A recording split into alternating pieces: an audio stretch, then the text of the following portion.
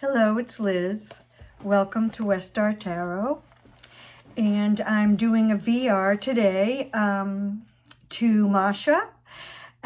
This is card Trump 6, the Lovers, or in Tarot de Marseille tradition, singular, the Lover. So I thought I would pull out...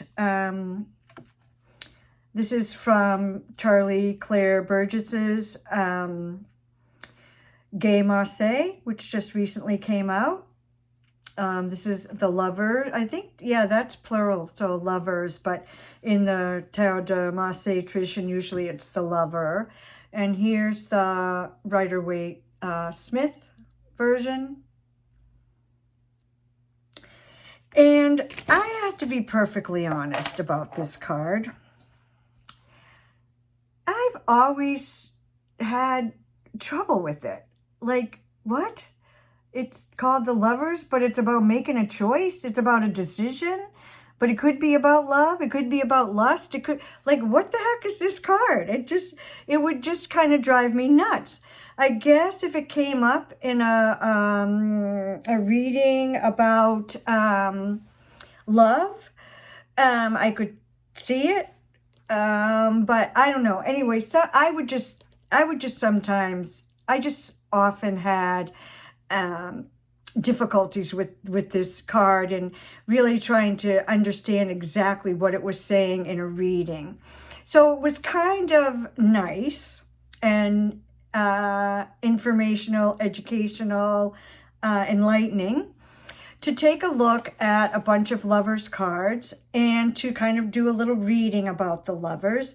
And I have said to Mascha and in these VRs in general that, you know, not only do we get to consider looking at all our decks and finding our favorite cards of certain, of whatever the major arcana card it is that we're looking at, but it also gives us the opportunity, since Mascha is kind of going 2 weeks, you know, giving us 2 weeks of space in between cards, to think about the card, to read about the card, to look at the different versions of the card that we have, and to just, you know, learn.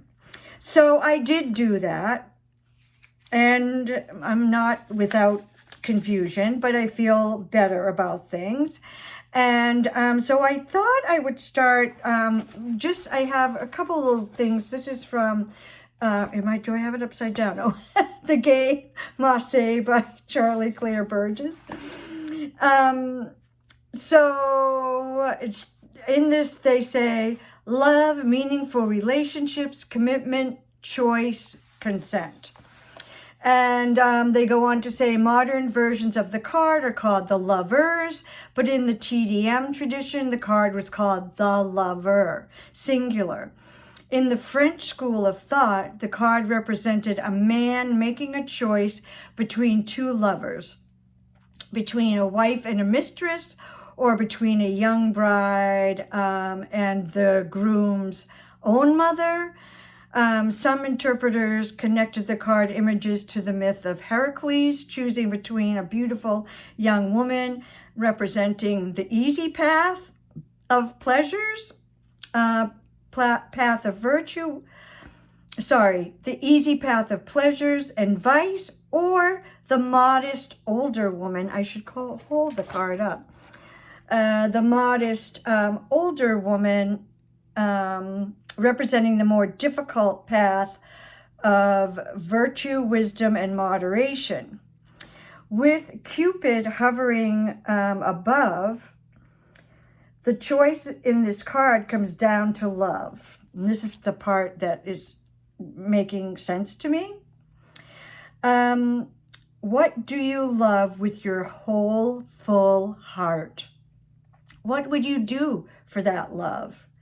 How is it guiding your decisions and actions? This love might be of the romantic sort, or it might not.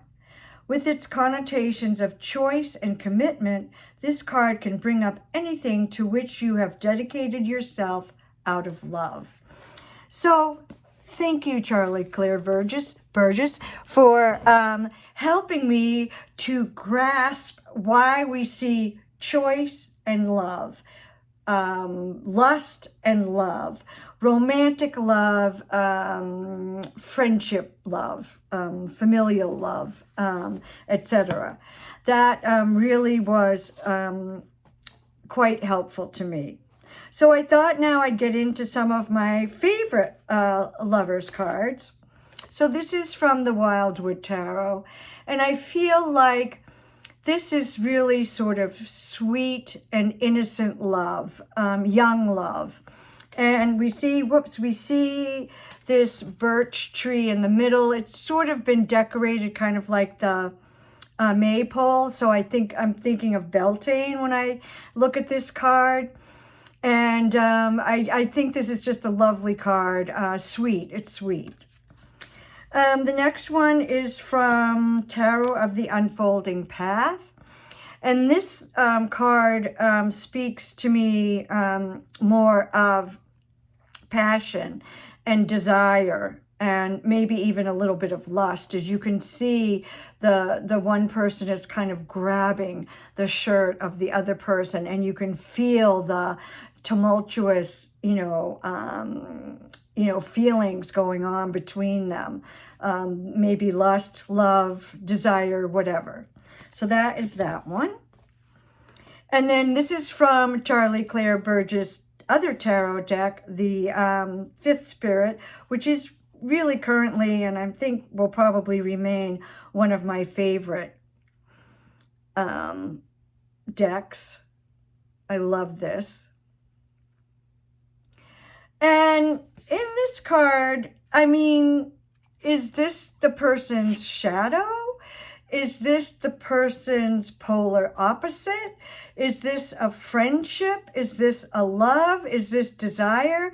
Is this about a choice, about making a choice about loving oneself? So this gives you a lot of food for thought, this card. This one is from Thea's Tarot. Oh, I think that is such a gorgeous card. And I feel like this is really about romantic love, lust, sexuality, desire, intimacy. I don't see so much about the choice in this one. Although I guess you could say they've chosen to be together. Here's another one that is about passion. And this is from Delta Enduring.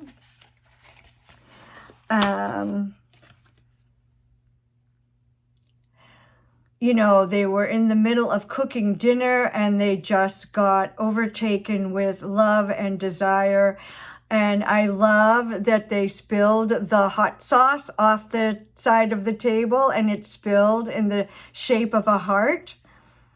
So let me I think there was something in this I wanted to say. The lovers can also represent an upcoming important decision in your life.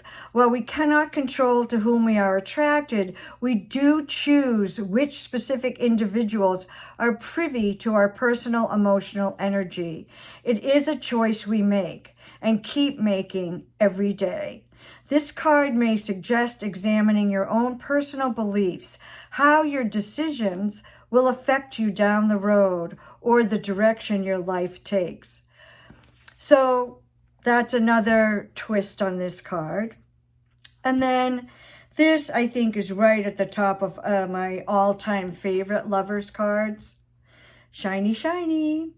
This is from Next World Tarot by Christy C. Rode. And Christy doesn't say anything about this in the guidebook.